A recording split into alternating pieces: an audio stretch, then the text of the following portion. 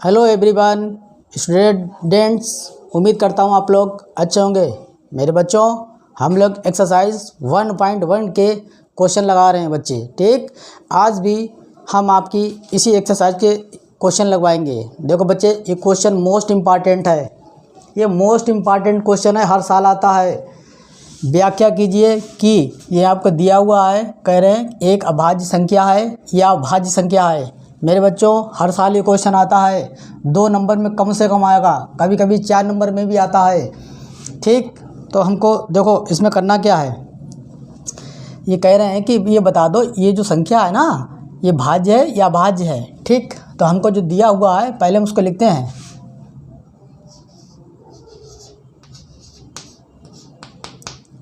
क्या दिया है? 7 × 11 × 13 + 13। बच्चे, ये हमको दिया है। ठीक, देखो बच्चों, अब इसमें करा क्या जाता है। देखो, हम आपको एक चीज़ बता दें, इसमें 2 पद हैं। पहली बात आप समझ लीजिए, प्लस का साइन बीच में लगा है। एक पद इधर का पूरा है ये, ठीक, और दूसरा पद ये है। बात समझ में आई? अच्छी बात। देखो बच्चे, आपकी जो भी क्वेश्चन इस टाइप के दिए हैं आपकी एक्सरसाइज में, आप वहाँ पे एक काम कर लेना। देखो, यहाँ पे आपको कॉमन लेना पड़ेगा। सबसे पहले आप यहीं से स्टार्ट हो, एक कॉमन लेना पड़ेगा। अब इधर इधर क्या दिख रहा कॉमन? 13 कॉमन दिख रहा है। ठीक है, बहुत अच्छी बात। तो हम 13 कॉमन ले लेंगे। फिर भी आपकी एक्सरसाइज में और क्वेश्चन दिए हुए हैं, तो आप एक ट्रिक याद रखना कि प्लस के इधर जो भी संख्या मिल जाए, प्लस के इधर जो भी संख्या मिल जाए वो कॉमन मान लेना, आप निकाल ले जाएंगे। देखो, हमने क्या कहा, 13 को कॉमन लेने पर आप 13 को कॉमन ले लें। लिखते रहे ना, 13 को कॉमन लेने पर। हमने नहीं लिखा बच्चे। देखो, 13 कॉमन लिया, ठीक मिलाल, 13 कॉमन ले लिया। अंदर क्या बचा? अब 13 से 7 तो कटने वाले हैं नहीं, तो 7 ऐसे लिख लो। गुणा 11 भी नहीं कटेगा, इसको भी ऐसे लिखो। 13 से 13 को भाग करोगे, एक बार में कट जाएगा। गुणा 1, ठीक बच्चे, प्लस साइन लगाओ। 13 से 13 को भाग करोगे, क्या होगा? एक बार में जाएगा। ध्यान रखना, ये करना पड़ेगा ऐसे। अब देखो बच्चों, देखो 13 ऐसे लिखना पड़ेगा आपको। अंदर आ जाओ, इसको पहले सरल करो। 11 की 7 से गुणा करोगे, हो जाएगा 77। ठीक भाई, 1 से गुणा करके भी तो सेम ही रहेगा। प्लस का साइन लगाया, +1 लिख लिया। ठीक, यहाँ तक किसी को कोई दिक्कत लगी? हमने 13 कॉमन लिया था। ठीक, 13 कॉमन लिया तो 7 11 अंदर ऐसे ही रहे। इधर देखो, अब +1, फिर हमने इनकी गुणा कर ली, 77 हो गया, +1। अब देखो आगे क्या करते हैं। देखो बच्चों, अब 13 आपका ऐसे ही रहा। अभी 13 को ऐसे चलने दो। इधर आओ, 77 1 78 78। ठीक, देखो बच्चों, अगर हम 78 की 78 की 13 से अब आप गुणा कर लें, 13 की 78 से गुणा करेंगे तो क्या आएगा? देखो भाई, 13 की 78 से गुणा करोगे, 13 × 8 104, लिखो 4, हासिल के लगे 10, और 13 × 7 = 91, और 10 101 हो जाएगा ना। 101। 13 की जब 78 से गुणा करी तो 1014, ये हमें संख्या मिली जाके है। अब आप देखें, जो संख्या मिली है, बस यही कह रहा है कि बता दो भाज्य अभाज्य है। अब आप ये तो 13 और 78 है। ठीक, अब देख समझने की कोशिश करना। अगर ये संख्या भाज्य कब होगी? जब ये जो है 2 से अधिक संख्याओं से कट जाए, या 2 से अधिक उसके गुणनखंड हमें मिल जाए। देखो ये संख्या बच्चा तुम्हें इसको 13 से भी तुम भाग कर ले जाओ, काट ले जाओगे, इसको तुम 78 से भी काट ले जाओगे, ठीक, और तुम 1 से भी काट ले जाओगे, तो फिर ये संख्या कैसी हुई? ये हुई भाज्य संख्या। ठीक बच्चे, ये भाज्य संख्या हुई। तो अब आप अपने शब्दों में लिख दें। ठीक, आपको स्टेटमेंट तो लिखना पड़ेगा। देखिए यहाँ तक हमें नहीं लगता किसी बच्चे को कोई दिक्कत आई हो। यहाँ पे हमने बताया कि 1000 जो 14 आया है ये 13 से भी कट जाएगा, डिवाइड हो जाएगा, 78 से भी डिवाइड हो जाएगा और 1 से भी डिवाइड हो जाएगी। देखो जब तुम 1014 को 13 से डिवाइड करोगे तो ये 78 बार में डिवाइड होगा, 78 बार में, और जब तुम 78 से 1014 को भाग करोगे तो 13 बार में डिवाइड हो जाएगा। ठीक बच्चे, तो हमने भाज्य संख्या जो भी है क्या है, जो खुद से कट जाए, जो 1 से कट जाए और किसी तीसरी संख्या से कट जाए तो वो संख्या क्या हुई? भाज्य संख्या। देखो ये आपकी 2 से अधिक संख्याओं से कट रही है। ठीक, आप लिखिए, क्योंकि भाज्य संख्याएं, ये आपको स्टेटमेंट बच्चा लिखना पड़ेगा, थोड़ा और इधर लिखते हैं, क्योंकि भाज्य संख्याएं, उस दिन हमने आपको डिफिनीशन में क्या लिखाया था भाज्य संख्याओं का? क्योंकि भाज्य संख्याएं स्वयं से या खुद से कामा 1 से तथा किसी तीसरी संख्या से डिवाइड हो जाए, है ना। क्योंकि भाज्य संख्याएं खुद से कामा 1 से व अन्य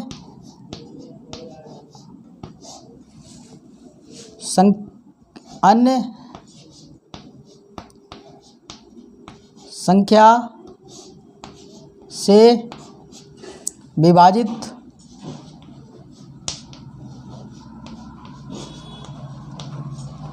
होती हैं। बच्चे स्टेटमेंट ना लिखा तो नंबर नहीं मिलेगा। विभाजित होती हैं, इसलिए ये कैसी संख्या हुई? इसलिए ये है एक भाज्य संख्या है। हमें नहीं लग रहा बच्चे किसी को कोई दिक्कत आई होगी। देखो बच्चों, ये हर साल ये क्वेश्चन आता है, कभी 2 नंबर में, कभी 4 नंबर में। हमने क्या क्या करा था, हमने आपको बताया ये पहला पद है, ये दूसरा पद है, हमने 13 कॉमन निकाल लिए, अंदर आपको ये मिला। ठीक बच्चे, फिर हमने यहाँ पे 77 में 1 जोड़ा 78। जब आप इन दोनों की गुणा करोगे तो आपको मिला 1014, और 1014 हमने देखा 13 से भी कट रहा है, 78 से भी कट रहा है, 1 से भी कट रहा है। ठीक, तो फिर ये संख्या भाज्य संख्या हो गई। या हम कह सकते हैं इस संख्या के 2 से अधिक गुणनखंड हैं। देखो 13 है, 78 है, 1 है, हुआ है कि नहीं है? अब इस स्टेटमेंट को आपको लिखना पड़ेगा, क्योंकि भाज्य संख्याएं खुद से, 1 से तथा अन्य किसी तीसरी संख्या से डिवाइड होती हैं, इसलिए यह अतः ये एक भाज्य संख्या है। ठीक बच्चों, मोस्ट इम्पॉर्टेंट क्वेश्चन है मेरे बच्चों, तैयार कर लेना। अगले क्वेश्चन पाते हैं। देखो बच्चों, ये क्वेश्चन नंबर 2 है आज का। बच्चा जो पहले बताया तो वो वाला क्वेश्चन, पहला क्वेश्चन, और ये क्वेश्चन 100% आते हैं, कभी 4 नंबर, कभी 2 नंबर। ठीक, आते ज़रूर हैं, इनको तैयार रखो, हर अल्टरनेट ईयर पे ही आते हैं। क्वेश्चन क्या है? जांच कीजिए कि क्या किसी प्राकृतिक संख्या n के लिए संख्या 6 की पावर n अंक 0 पर समाप्त हो सकती है। ये तुमसे पूछा है कि ये जो संख्या है 6, इसके पावर n क्या है? n यहाँ पे बच्चा एक प्राकृतिक संख्या है। ये कह रहे हैं क्या ये 0 पर समाप्त हो सकती है? तो बच्चा प्राकृतिक संख्या क्या होती थी? 1 से लेकर जो अनंत तक जाती थी वही प्राकृतिक संख्याएं होती थी। ठीक, तो यही तुमसे पूछ रहा है कि क्या 6 की पावर n अंक पर समाप्त 0 पर समाप्त हो सकती है। देखो बच्चा, इसका कॉन्सेप्ट आप समझ लें। जैसे यहाँ पे कोई भी संख्या दी हो, जैसे यहाँ पे 6 है, मान लिया कोई और संख्या दी हो और वो तुमसे पूछे क्या 0 पर समाप्त होगी। कॉन्सेप्ट ये है कि कोई भी संख्या यहाँ पे आपको दी है और उसका आप गुणनखंड कर लें, अभाज्य गुणनखंड। ठीक बच्चे, तो उस गुणनखंड में कम से कम एक बार 2 और कम से कम एक बार 5 जरूर आ जाए। अगर आ गया तो फिर वो संख्या 0 पर समाप्त हो जाएगी। और अगर इस संख्या के अभाज्य गुणनखंड में एक बार 2 और एक बार 5 ना आया तो ये समाप्त 0 पर कभी नहीं हो सकती। देखो हम तुम्हें समझाने की कोशिश करते हैं। जैसे आपने लिखा 10, इसके हमने क्या कहा था, इसके फैक्टर कर लेना तो क्या हो जाएंगे 2 गुणा 5। देखो एक बार 2 है, एक बार कम से कम 5 है, तो ये 0 पर समाप्त हो रही नहीं हो रही। इधर आ जाओ, 20 को देख लो, 2 दूनी 4 पंजे 20। यहाँ देखो कि कम से कम एक बार 2 है, कम से कम एक बार 5 है, तो ये 0 पे समाप्त हो जाती हैं। ठीक बच्चे, हमने आपसे कहा कि कोई भी संख्या यहाँ पे दी हो उसके आप फैक्टर कर लें और उन फैक्टरों में कम से कम एक बार 2 एक बार 5 जरूर आए, तब वो 0 पर समाप्त हो जाएगी गारंटी से। ठीक, और बनना नहीं होगी। या देखो बच्चे, आप ऐसे मान चलिए कि 2 की घात m इंटू 5 की घात n रूप का अगर ये गुणनखंड आ जाए, ठीक, तब वो 0 पर समाप्त हो जाएगी, अन्यथा 0 पे समाप्त नहीं होगी। चाहे इसके ऊपर कितनी भी प्राकृतिक संख्या कोई सी 1 हो, 2 हो, 3 हो, 1000 हो, 10,000 हो, उससे कोई फर्क नहीं पड़ता। लेकिन इस संख्या के गुणनखंड में एक बार 2 एक बार 5 जरूर आए, तभी ये संख्या 0 पे समाप्त होगी। देखो बच्चे, अब आप करके कैसे आएंगे वहाँ पे, क्या करेंगे? देखो ये कहना क्या चाह रहा है, ये कहना चाह रहा है 6 की पावर n लिखा है, तो n तो हमने तुम्हें इसमें दिया ही है, प्राकृतिक संख्या नेचुरल नंबर है, तो हमने इसके फैक्टर कर लेते हैं। तो क्या हो जाएगा 2 गुणा 3। ठीक, तो ये कहना चाह रहे हैं कि क्या ये 0 पे समाप्त हो सकती है, ये चीज़ है, क्या 0 पे समाप्त हो सकती है ये संख्या? ठीक, अब देखो हम नेचुरल नंबर रख के आपको दिखाते हैं। जैसे आपने कर लिया, संख्या रखो n की जगह पे नेचुरल, जैसे 6 की पावर 1 हमने रख के देखा, 6 की पावर 2 रख के देखा, 6 की पावर 3 रख के देखा। तो ये कह रहा कि ऐसे होते होते यहाँ पे क्या रख दें कि 0 पे आ जाए, n की जगह क्या रख दें कि 0 आ जाए। ठीक, देखो अब आपको लिखना पड़ेगा, आपको बच्चा बिल्कुल लिखना पड़ेगा। ठीक, यहाँ तक बात समझ में आई? क्योंकि जो आपका दिया है ना 6 का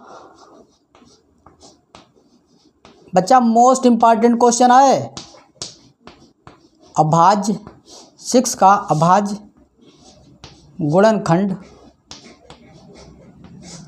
गुणनखंड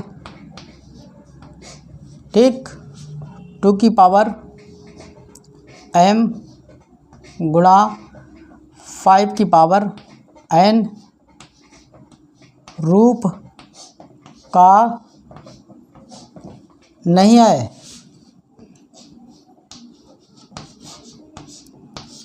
ठीक, और जब नहीं है तो 0 पे समाप्त कैसे हो जाएगी? कभी नहीं होगी। इसलिए ये आपको दिया है ना 6 पावर n, कभी 0 पर समाप्त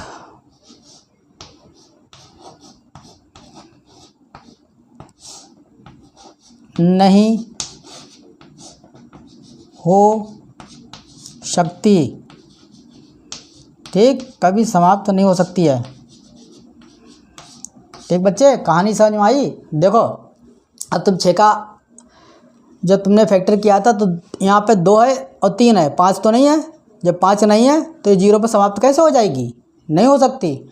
इसका मतलब इसका जो प्रारूप है 6 की पावर n का, वो ये 6 का जो प्रारूप है बच्चा, जब फैक्टर किए थे तो इनको फॉलो नहीं कर रहा है, ये प्रारूप नहीं मिल रहा है। तो 2 की घात m और गुणा 5 की घात n रूप का ये नहीं मिल रहा है। इसका गुणनखंड जब कर रहे हैं तो तो अगर नहीं मिल रहा है इस रूप का तो ये संख्या जो 6 पावर n है वो कभी 0 पे समाप्त नहीं हो सकती है। बच्चे हमने आपको कॉन्सेप्ट बता दिया है कि आप फैक्टर करें, जो भी संख्या दी हो 6 के बजाय हो सकता कोई और दी हो, फैक्टर करें। अगर उस फैक्टर में एक बार कम से कम 2, एक बार कम से कम 5 आ जाए तब तो वो 0 पे समाप्त हो जाएगी। और अगर एक बार 2 और एक बार 5 नहीं आया तो वो संख्या 0 पे कभी समाप्त नहीं होगी। मेरे बच्चे दोनों क्वेश्चन मोस्ट इंपॉर्टेंट है, आते हैं। ठीक है, अगले क्वेश्चन पे आते हैं। देखो बच्चों, हमने आपकी एक्सरसाइज 1.1 के लगभग सभी क्वेश्चन करा दिए हैं। अब कुछ एक्स्ट्रा क्वेश्चन हम आपको करा रहे हैं जो मोस्ट इम्पॉर्टेंट हैं, हर साल आते हैं, ध्यान रखना। ये मोस्ट इम्पॉर्टेंट क्वेश्चन है बच्चे। देखो क्या है, यदि मासा 5 दिया है आपको क्वेश्चन में, यदि मासा बराबर 5 तथा लासा बराबर 63 गुणा ए हो तो कह रहे हैं जो ए है, ए इसकी वैल्यू ज्ञात कर दो। ठीक, देखो एक बार फिर से क्वेश्चन समझ लो क्या है। आपको यहाँ पे मासा दिया है, मतलब HCF दिया, कितना दिया 5। ठीक, और देखो लासा दिया है, लासा मतलब LCM कितना दिया 63 गुणा ए, और ये तुम्हारी पहली और दूसरी संख्याएं हैं। और कह रहा है ए का मान ज्ञात कर दो, तो तुम फार्मूला लगाओ और निकाल ले जाओ। देखो फार्मूला लगाओ और निकाल ले जाओ। फार्मूला लगाओ, लिखो फार्मूला मासा गुणा लासा बराबर पहली संख्या गुणा दूसरी संख्या। देखो बच्चों, चाहे आप इधर का पोर्शन इधर लिखें, चाहे इधर का पोर्शन इधर लिखें, ये गुणा में है तो बराबर का साइन भी लगा है, तो इधर की जो वैल्यू हमने आपको बताई थी वो इधर की वैल्यू बराबर होती है। तो चाहे आप पहली संख्या गुणा दूसरी संख्या बराबर मासा गुणा लासा लिख दें, चाहे मासा गुणा लासा बराबर पहली संख्या गुणा दूसरी संख्या लिख दें, कोई फ़र्क नहीं पड़ता। मैथ में यही आराम है। ठीक है, देखो अब तुम्हें क्या दिया है समझो। कह रहा मासा HCF दिया, कितना दिया 5, वैल्यू रखो। और लासा LCM कितना दिया 63 इंटू ए, वैल्यू रखो 63 इंटू ए। ठीक बच्चे, अब पहली संख्या क्या है 35 रखो।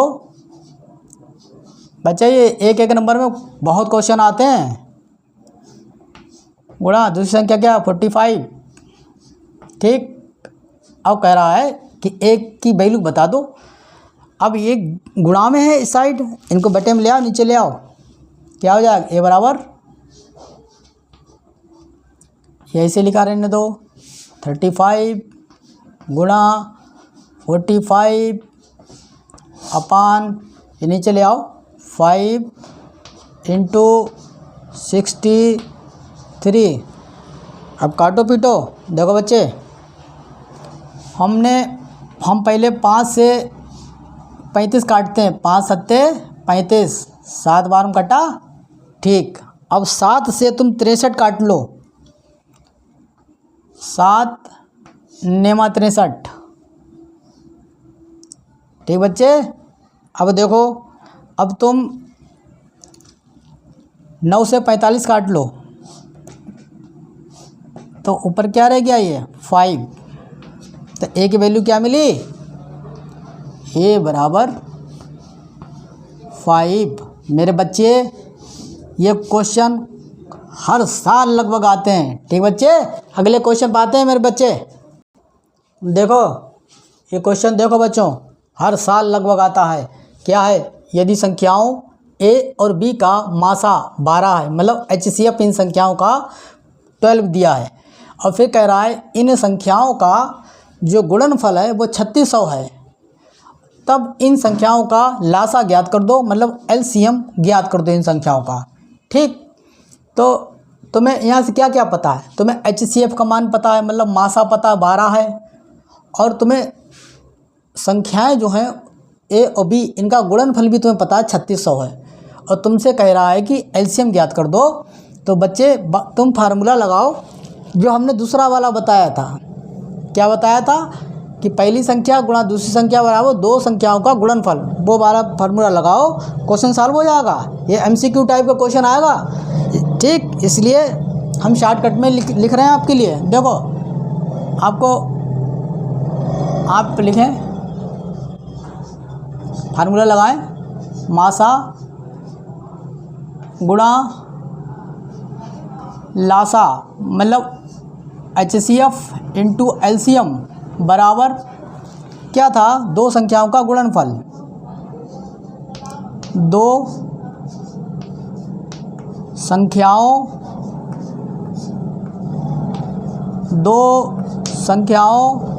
का गुणनफल, यही तो था या कुछ और था? बच्चे एक क्वेश्चन आना ही आना है इस फार्मूले पे, ठीक। अब देखो वैल्यू रखो, मासा क्या है, HCF की वैल्यू क्या थी 12 रखो, और LCM लासा करा ज्ञात कर दो, ठीक। मेरे बच्चे किसी को कोई दिक्कत लग रही या नहीं? हमें नहीं लग रहा किसी को कोई दिक्कत लग रही होगी। और कह रहा है ये जो संख्याएं हैं इनका गुणनफल 3600 दिया, लिख दो, वैल्यू रखो 3600। अब यहाँ से कह रहा है कि ये वैल्यू LCM की निकाल दो, तो 12 गुणा में बटे में ले आओ। तो मेरे बच्चे लासा बराबर क्या हो जाएगा, 3600 अपान 12। बात समझ आई? 12 से काट लो। अब कहाँ समस्या है, देखो अब क्या हो जाएगा, लासा बराबर, और जो तुम काटोगे तो 12 तिया 36 और 2 जीरो हैं, तो लासा क्या आया, LCM की वैल्यू क्या आई 300, 300। यही आपका आंसर है मेरे बच्चे। ये खूब क्वेश्चन आते हैं, काट लोगे आराम से। देखो 12 से 3600 काटोगे तो 12 तिया 36 और 2 जीरो हैं, लगाओ, ठीक। अगले क्वेश्चन पाते हैं मेरे बच्चे। देखो बच्चों ये क्वेश्चन देखो खूब ध्यान से, खूब ध्यान से। हर साल आता है, हर साल ये MCQ में आपको हर साल रखा हुआ मिलेगा कि कौन सा सहभाज्य संख्याओं का जोड़ा है या युग्म है।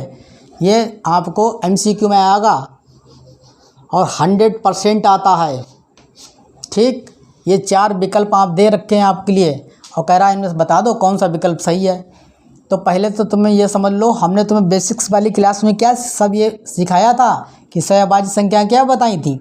हमने कहा था सहभाज्य संख्याएं बच्चा वो संख्याएं होती हैं जिनका आप मासा 1 हो या उनका काउंट फैक्टर 1 आए, ठीक, जिनका मासा 1 हो। अब तुम क्या करो, अभी जो तुम्हें जितने विकल्प दे रखे हैं इनमें 2-2 संख्याएं दे रखी हैं, ठीक।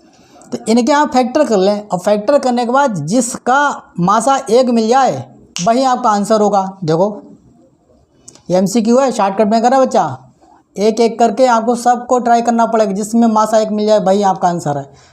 देखो 18 के अभाज्य गुणनखंड क्या हो जाएंगे, 2 तिया 6 तिया 18, काट के निकाल लिया करो जिसको समस्या लगे, ठीक बच्चे। इधर आओ, फिर क्या कह रहे हैं, दूसरी संख्या दी 25, 25 के फैक्टर कर लो, क्या हुए 5 इंटू 5, ठीक बच्चे। अब देखो 2 यहाँ है, यहाँ नहीं है, 3 यहाँ है, यहाँ नहीं है, 5 यहाँ है, यहाँ नहीं है, तो यही आपकी संख्याएं मिल गई हैं 18 और 25। तो इनका मासा निकाल लो या HCF निकाल लो। भाई कॉमन कुछ मिला नहीं मिला, तो HCF क्या हुआ 1। तो जब HCF जिसका 1 मिल जाए तो वही सहभाज्य संख्याएं होती हैं। तो आपका पहला ही विकल्प सही है मेरे बच्चे। टिप्स पे करके जाने ये क्वेश्चन। अगले क्वेश्चन पाते हैं। देखो बच्चों ये मोस्ट इम्पॉर्टेंट क्वेश्चन चल रहे हैं इस समय, ठीक। क्वेश्चन देखो, वो बड़ी से बड़ी संख्या, ये भी बच्चा MCQ में ही आएगा, लेकिन आएगा 100%। ये बड़ी से बड़ी वो बड़ी से बड़ी संख्या जिससे 125 व 70 को विभाजित करने पर शेषफल 8 और 5 प्राप्त होता है होगी। ये पूछ रहा है। देखो, जहाँ तुम्हें बड़ी से बड़ी दिख जाए तुम समझ लेना HCF निकालना है, मतलब मासा।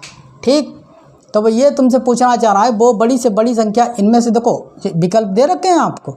जैसे मान लिया कोई संख्या, ये आपका हो सकता है ये आंसर हो, तो ये संख्या पूछ रहा है वो बड़ी से बड़ी संख्या बता दो कि हम 17 से 125 को अगर भाग कर दें तो शेषफल में 8 मिल जाए। ठीक, और अगर इससे हम 70 को भाग करें तो हमें 5 मिल जाए। बस इतना क्वेश्चन है। तो तुम्हें करना क्या है, HCF निकालना है। देखो, सबसे पहले हम इसमें करेंगे क्या बच्चा, हम करेंगे कि जो तुम्हारा संख्या है 125, इसमें से शेषफल घटाओ, और संख्या दूसरी 70 है, इसमें से शेषफल 5 घटाओ। पहले हम यही करते हैं। देखो, हमने क्या कहा आपसे, 1 2 5 माइनस शेषफल घटाओ, कितना हुआ, 125 में से 8 गए 117, सही है। 15 में से 8 गए 7, ठीक है।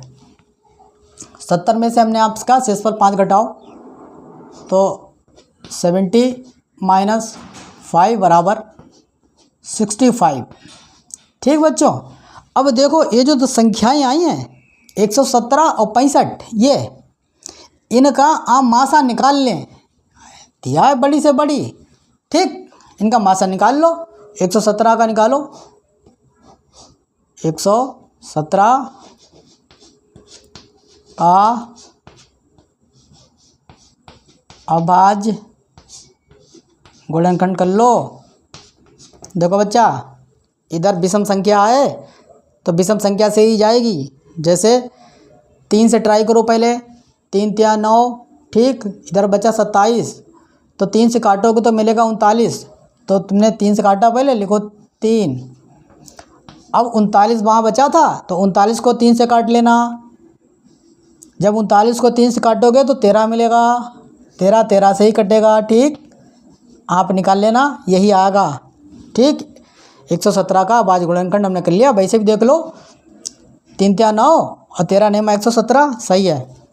दूसरा आओ 65, 65 के आप निकालें, फैक्टर कर लें, तो 65 तो 5 से कटेगा, तो क्या हो जाएगा, 13 पंजे 65, 5 गुणा 13। हमने आपसे कहा है इसका HCF निकाल लो या मासा निकाल लो। मासा देखो बच्चा क्या आएगा। अब मासा क्या होता है, जो कॉमन मिल जाए दोनों में, यही तो होता है। ठीक, अब हमें तो 13 मिल गया है, 13 संख्या है इसमें, है ऑप्शन में। ठीक, तो तुम्हारा आंसर बच्चा यही हुआ, वो बड़ी से बड़ी संख्या 13 निकली है। ये मोस्ट इम्पॉर्टेंट क्वेश्चन है मेरे बच्चे, ये विकल्प आपका 13 सही है।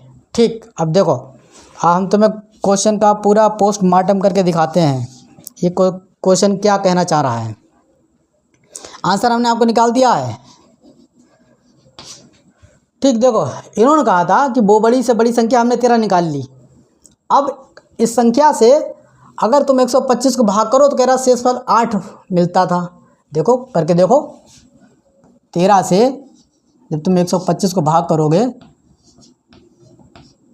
तो 13 नेमा 117, और 125 में से जब ये घटाओगे तो तुम्हें 8 ही तो शेषफल मिला, तो ये सही तो है। ठीक, दूसरी बात देखो, जो संख्या आई अब कह रहा 70 को भाग करो तो तुम्हें शेषफल 5 मिल जाए। 13 से भाग करो 70 को, 13 पंजे 65, जब तुम घटाओगे तो क्या यहाँ मिला, शेषफल 5 मिला कि नहीं मिला।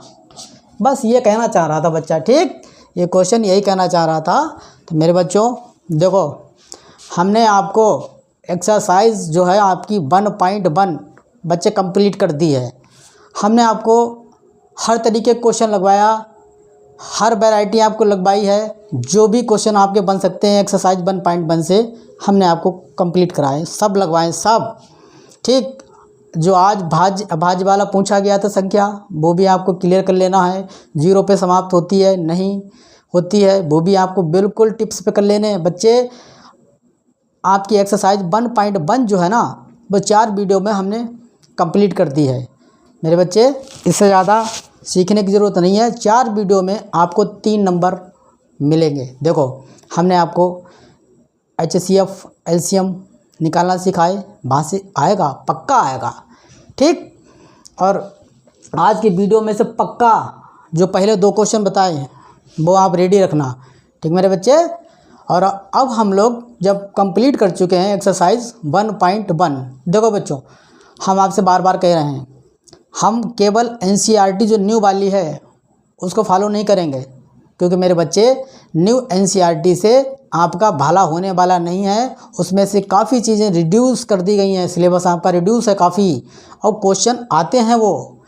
या तो आप पुरानी वाली NCERT आपको मिल जाए, ऑफिशियल बुक जो है, उसको आप क्वेश्चन उससे लगाएं, तब तो आपको काम हो जाएगा। और नहीं तो अगर आप न्यू NCERT के क्वेश्चन लगाते हैं तो उसके साथ किसी ना किसी रेफरेंस बुक का मेरे बच्चे सहारा जरूर लें, आपका काम हो जाएगा, ठीक मेरे बच्चे। हम लोग कल मिलते हैं बच्चे, बाय, टेक केयर।